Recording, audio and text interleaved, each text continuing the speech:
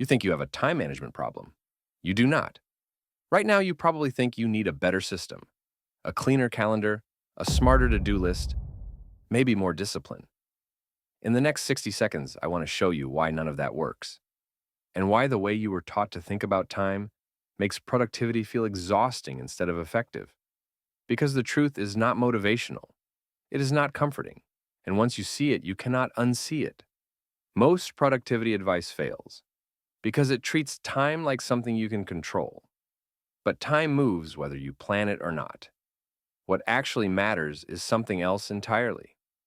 And almost no one teaches it this way.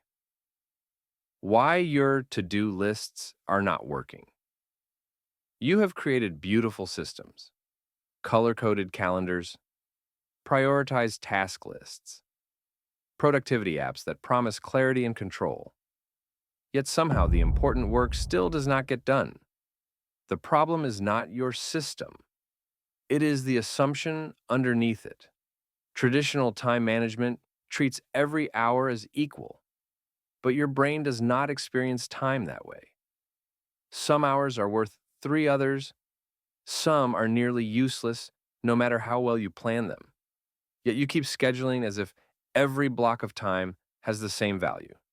This is why you feel behind, even when you are organized. The energy reality nobody talks about. Stay with me here. Because this is where most people realize why productivity feels like a losing game. Humans do not run on clock time.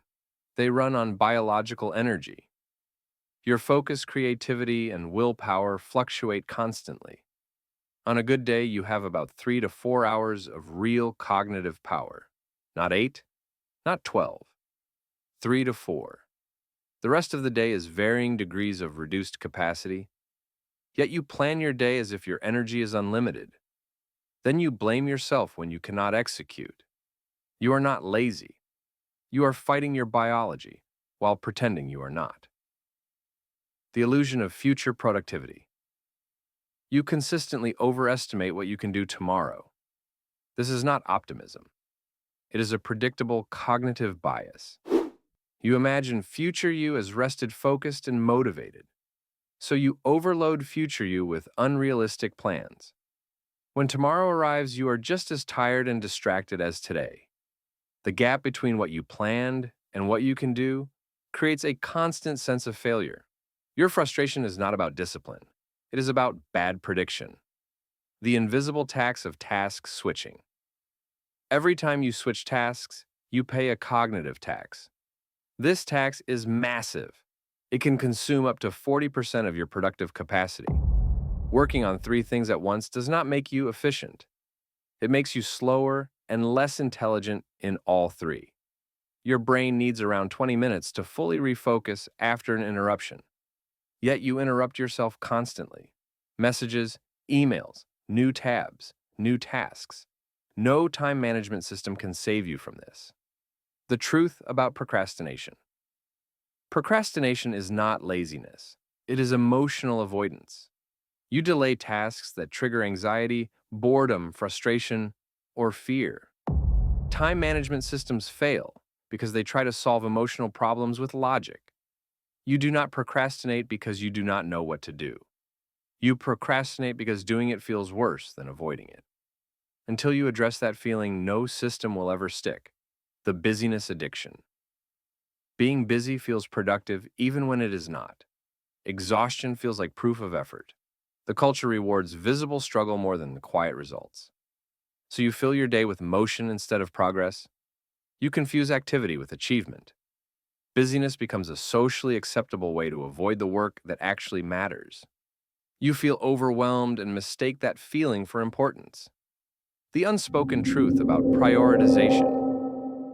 Everyone says prioritize what matters. Almost no one talks about how painful that really is. Real prioritization means abandoning good options.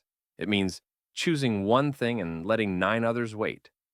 Most people cannot tolerate that discomfort, so they try to do everything and accomplish almost nothing.